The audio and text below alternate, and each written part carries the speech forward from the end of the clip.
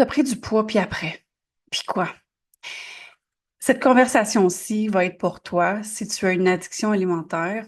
Si tu n'as pas d'addiction alimentaire, tu veux peut-être rester si tu as quelqu'un dans ta vie que tu aimes beaucoup qui aurait une addiction alimentaire. Mais si tu n'as pas de problème d'alimentation, de manger émotionnellement, tu n'as pas d'addiction en tant que telle, je pense pas que c'est pour toi. Donc, merci d'être passé. Mais je, je dois être extrêmement vulnérable en ce moment de venir ici parler de ça parce que je n'étais pas prédisposée nécessairement à ça. Dans ma vie, oui, mais pas dans la vie présente, en tout cas du moins que je vivais, surtout par mon métier, parce que je suis coach en transformation corporelle, donc coach en perte de poids. Donc, ça prouve que les connaissances ça veut rien dire. Ça prouve que j'ai beau connaître les protocoles, connaître toute l'information, ça prouve qu'une addiction, c'est très fort.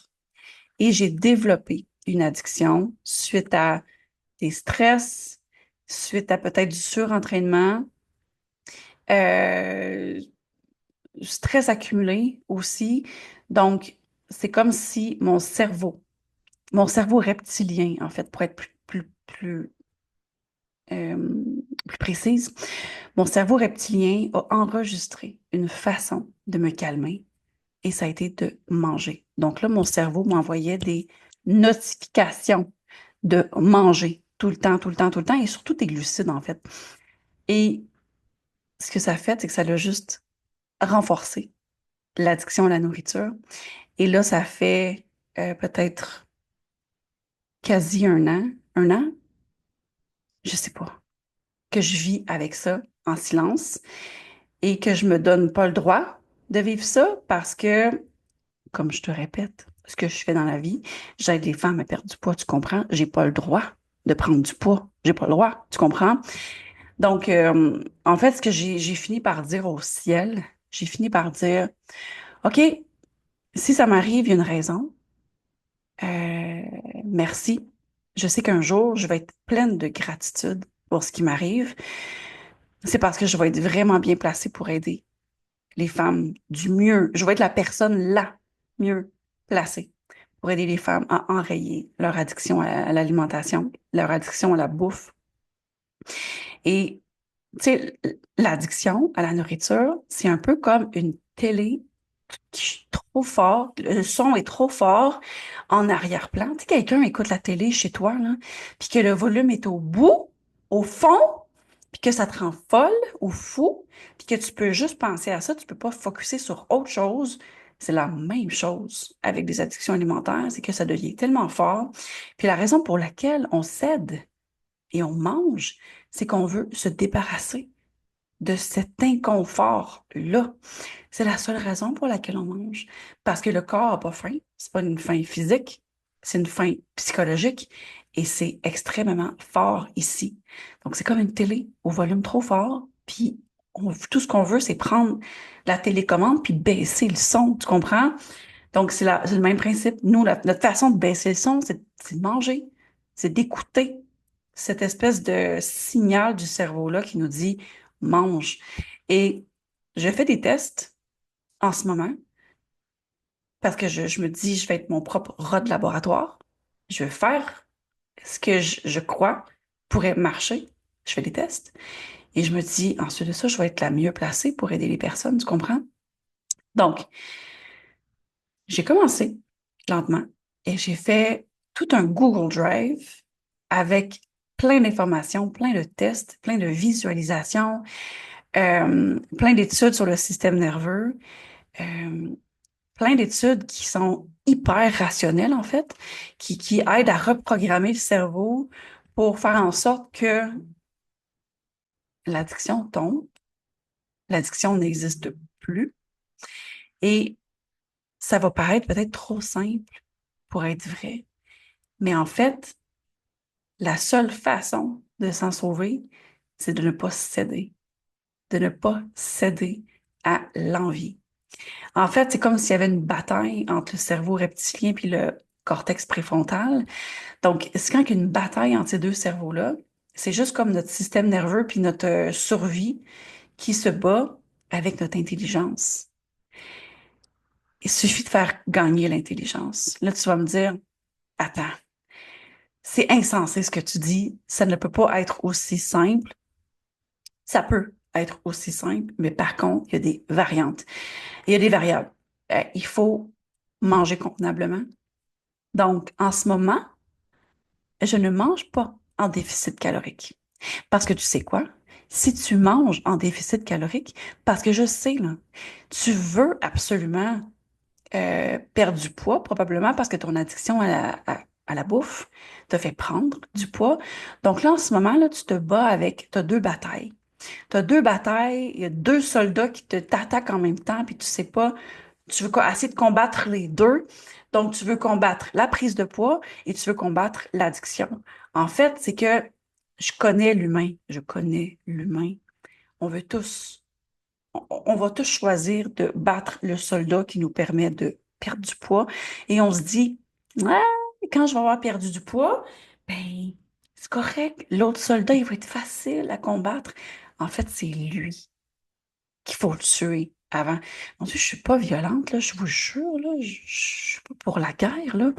Mais c'est ce soldat-là qu'il faut combattre en premier, parce que tant que lui est debout, l'autre, on va le battre, il va revenir à la vie. On va le battre, il va revenir à la vie.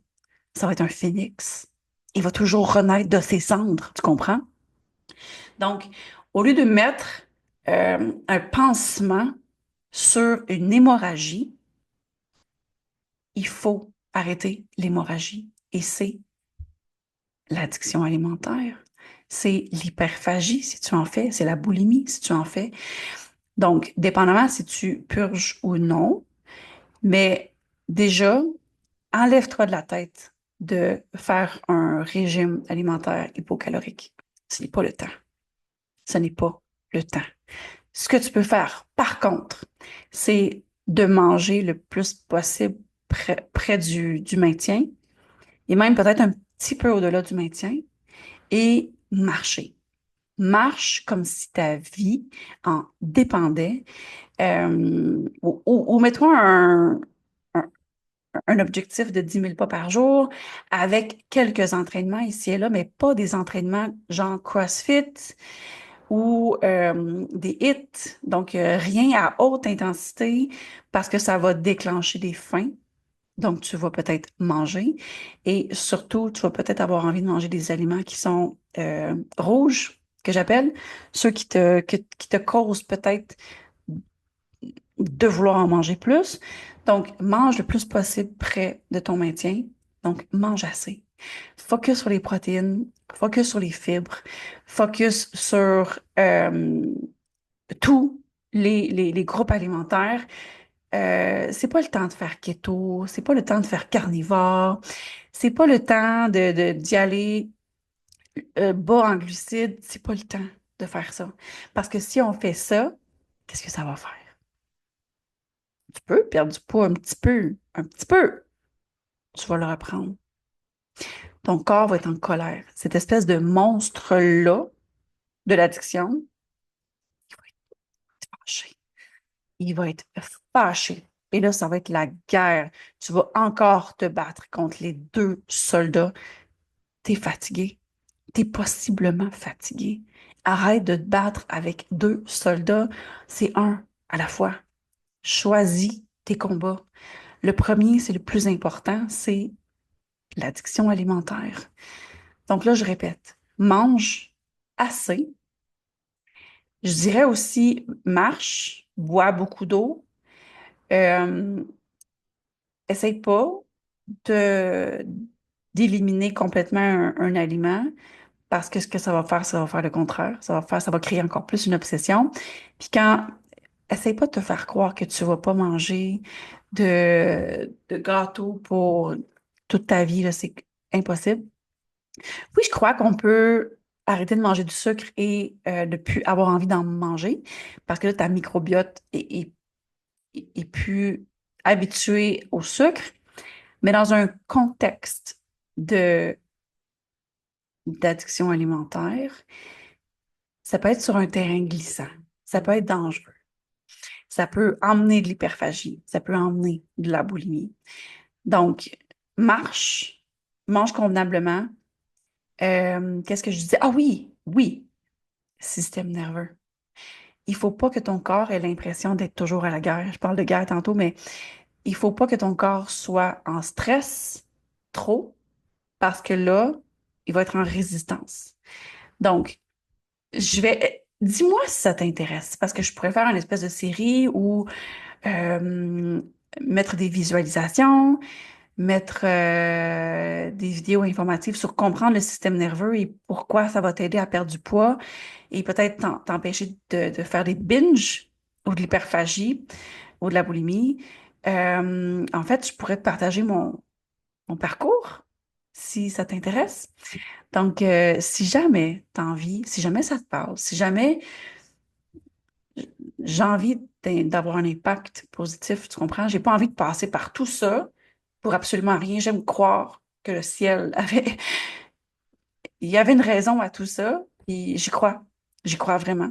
Donc, même si c'est très difficile d'en parler, en fait, ça l'est de moins en moins parce que maintenant, je suis en acceptation. Puis je me rends compte aussi, plus je me projetais dans le futur en me disant, merde, qu'est-ce que j'ai fait? L'espèce de panique en dedans, ça, mon corps avait une drôle de réaction à ça. Ça mettait mon système nerveux en mode freeze ou en mode gel. Et ça, c'est le plus vieux des systèmes nerveux qui existent. C'est celle qui est le vagal dorsal. Donc, imagine la tortue là, qui rentre dans sa carapace, là, puis tu fais plus rien, là. C'était moi quand je me projette dans le futur. Donc, le stress que ça crée à mon corps.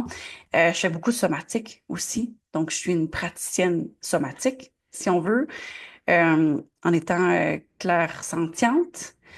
Euh, donc, je crois que je pourrais avoir une approche vraiment complète pour aider les femmes dans tout ça.